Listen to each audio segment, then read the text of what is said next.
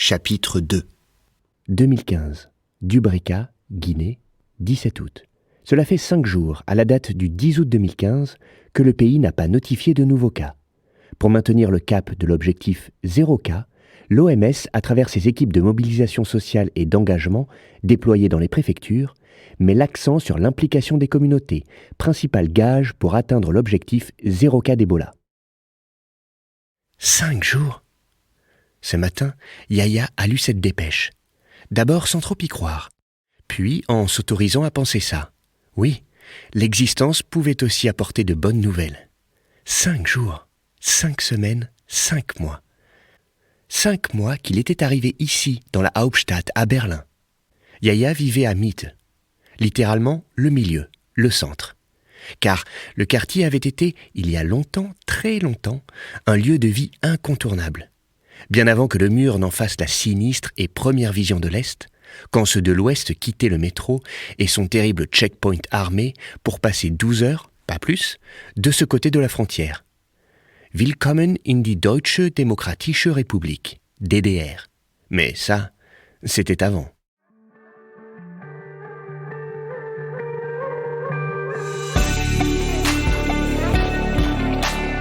Épidémique, une fiction de Mark Shepson. Une création sonore, Friction.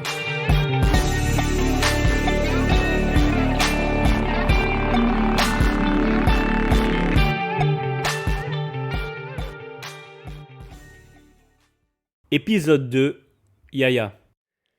La première fois que Yaya était arrivé ici, à Berlin-Mitte, loin de lui, l'intuition d'un lieu chargé d'une longue et lourde histoire. Ici, ailleurs, peu importé. Il se sentait surtout très loin de Dubreka, au pied du mont du chien qui fume, là où, ado, il se jetait dans les cascades de Bondabon, là où il dégustait une denrée rare qui le faisait rêver ou réfléchir, troquer au marché noir des livres. Aujourd'hui encore, désormais habitant de ce Berlin miteux, tout lui signifiait cette distance, chaque instant. Les visages et surtout la manière dont les corps bougeaient, les odeurs, ce que les gens mangeaient, leurs paroles, leur silence. Yaya était arrivé en plein hiver et ça chassait le reste. Le froid éliminait toute sensation, tout regard sur les lieux, les gens, la vie. Il n'y avait que ça, le froid, rien d'autre. Un combat quotidien, ce souffle glacé qui saisissait le corps, tout le corps, lorsque Yaya sortait de ce vieil immeuble surchauffé au charbon pour oser affronter ce vent givré. Son départ de Guinée fut longuement réfléchi, préparé. Yaya n'avait pas contracté le virus. Il n'en présentait en tout cas aucun signe. La chance, le destin ou l'injustice, allez savoir. Seul rescapé parmi ses 5 sœurs emportées, mortes. Yaya se vivait comme une espèce de miraculé, un truc bizarre sans explication. C'est quoi être vivant quand la mort a tout brisé, tout volé, si près de vous ? Et puis, Yaya a perdu son boulot, et puis ses amis. Sauf le jeune El Hadj, un garçon long et fin avec une tête d'épingle qui rappait sous le nom de Hadji, comme pour exorciser son monde. Du matin au soir, le gars Hadji arpentait routes, places et ruelles, noyé sous des vagues de syllabes et de rimes qu'il déversait d'un flot nerveux jusqu'à en perdre le souffle. Jusqu'à n'en plus pouvoir. Ces mots envahissaient l'espace, ils frôlaient l'infini. Étrange psalmodie. El Hadj Hadji était le seul garçon du coin à ne pas fuir Yaya. Tous les autres avaient peur. La peur. La peur. Être contaminé. Panic in the air. Lorsqu'ils apercevaient Yaya, qui revenait du travail ou du marché, les voisins se barricadaient vite fait. Yaya perdit son boulot, mais il s'accrocha et voulut ouvrir une échoppe. Seulement voilà, aucun client ne se risqua à lui rendre visite. Déserte l'échoppe. La peur rend fou, c'est comme ça. La peur exclut et ça rassure les gens. Du coup, Yaya se dit « Puisque tu as échappé à la mort, va faire ta vie ailleurs. Qu'est-ce qui pourrait t'arriver de pire ?» Alors le jeune rappeur à tête d'épingle, El Hadj Hadji, l'aida à rassembler la somme nécessaire à ce long voyage. Un challenge pas évident du tout. Il l'aida à tout organiser pour préparer son départ. Et quelques mois plus tard, Yaya se retrouva ici, dans l'hiver glacé de Berlin-Mitte, la Hauptstadt du Deutschland. Un jour et un anniversaire, tout juste 1 an après son arrivée, Yaya lut une petite annonce dans Zity, le célèbre magazine alternatif et culturel. Berlin-Schöneberg. Cherche colocataire, belle chambre indépendante. Cuisine, salle de bain et salon partagé. Loyer très modéré. Autre culture bienvenue. Depuis le développement de l'AfD, beaucoup tenaient à se différencier publiquement de cette sinistre tendance. Un geste certes gratuit, purement démonstratif. La troupe de Nazillon ne devait pas recruter Bézef parmi les lecteurs de Zity. Mais l'intention était là et Yaya en apprécia le symbole. Schöneberg était un coin sympa, assez charmant, et cette proposition pourrait lui donner l'occasion d'échapper aux seules retrouvailles communautaires, étouffantes à force, aussi chaleureuses soient-elles. Il se pointa à l'adresse indiquée lors du coup de fil, rapide mais sympathique, passé la veille à l'annonceur. Le gars lui ouvrit la porte, sourire aux lèvres. Il avait la 50aine, le visage d'un type qui avait dû voir défiler pas mal d'épreuves, mais qui, hamdoullah, s'en était pas mal tiré. Il l'invita à s'asseoir et lui proposa une bière. Yaya accepta, même si le goût un peu âpre du liquide jaunâtre qui coulait à flot dans les bars du coin n'était pas vraiment sa tasse de thé. Alors le gars se présenta. « Je m'appelle Wolfgang, je vis à Berlin depuis que j'ai 19 ans. Avant j'étais à Munich, j'ai grandi là-bas. Tu connais ? » « Non, connais pas.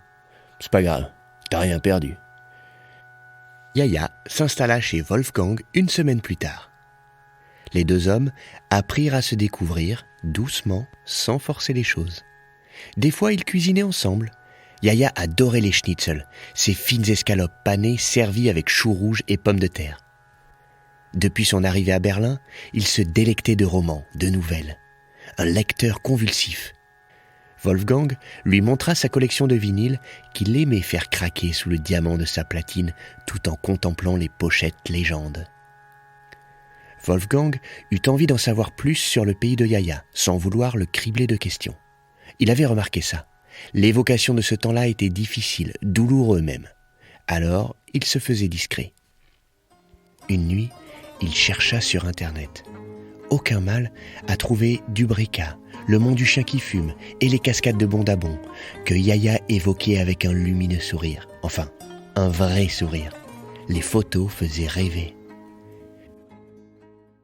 Mais sur l'article juste en dessous, l'info tournait carrément au cauchemar.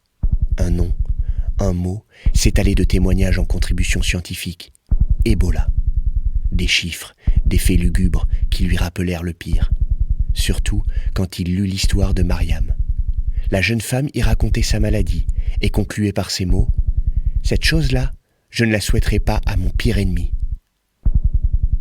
Le souvenir terrible du docteur Angermüller vint lui souffler un air glacial, là, juste au coin de son oreille, et resta un bon moment à flotter dans la pièce, avant de finir par s'évaporer dans les airs.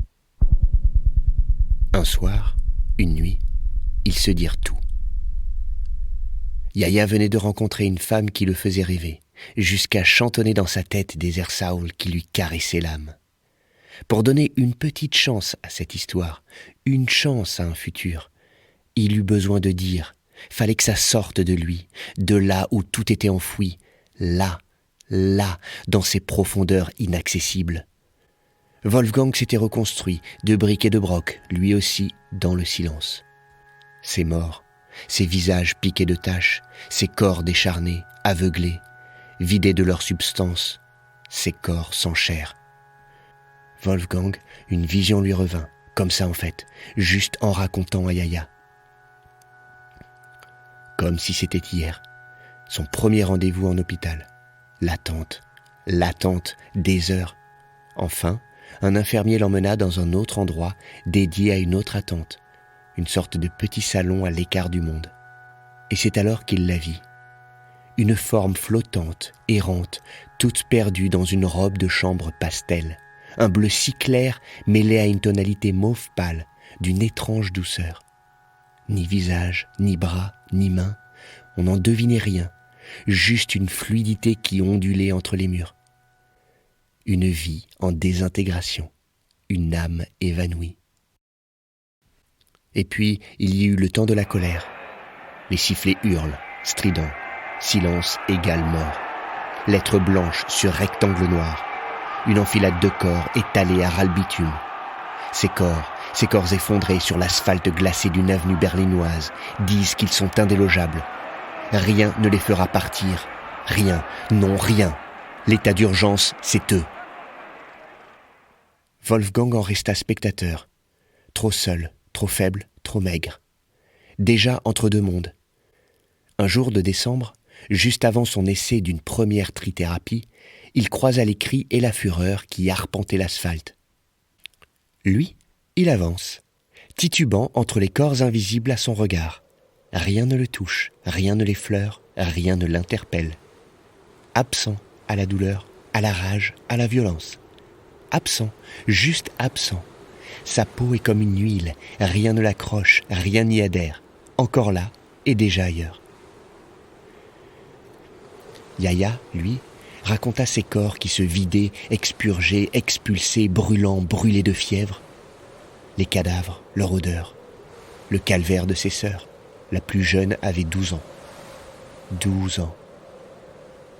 Absurde. Rester ici, en vie, continuer sans être fauché. Avancer. Traverser la mort comme on traverse la vie. Et lui, il déambule, un pas, un autre. Silhouette incandescente. Ce n'est plus un homme, c'est un spectre.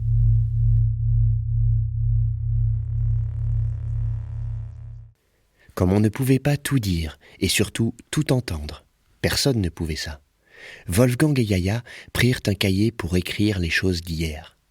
Ils lui donnèrent un nom, épidémique, un récit sombre, journal des survivants. À leurs mots, à leurs histoires, ils en ajoutèrent d'autres qu'ils récoltèrent dans les bibliothèques du malheur, les récits des malheurs et des combats. Yahya ouvrit une page, au hasard. Le livre, Un compagnon indésirable, de Fasciné Cabellé Camara. On se lave les mains, on fait prendre sa température, tel est le prix du passage. Je dépasse toutes les affiches, des dessins de malades en train d'agoniser. Je retrouve mes amis en classe, des salutations platoniques, plus d'embrassades affectueuses. Ebola rôde. Un autre livre, une autre page. Némésis de Philippe Ross. Tous ses amis sont terrifiés, dit M. Michaels. Ils sont terrifiés à l'idée qu'il a l'heure à passer et que maintenant ils vont avoir la polio aussi. Leurs parents sont dans tous leurs états. Personne ne sait quoi faire. Qu'est-ce qu'on peut faire? Qu'est-ce qu'on aurait dû faire? Wolfgang observait la nuit par la fenêtre du salon. Yahya continua sa lecture. Le hussard sur le toit, de Jean Giono. Le soleil était éclatant. La moindre eau sale se mit à fumer. Les journées étaient torrides, les nuits froides. Il y eut un cas de choléra foudroyant. Le malade fut emporté en moins de 2 heures. Les convulsions, l'agonie, devancées par une cyanose et un froid de la chair épouvantable, firent le vide autour de lui. Même ceux qui lui portaient secours reculaient.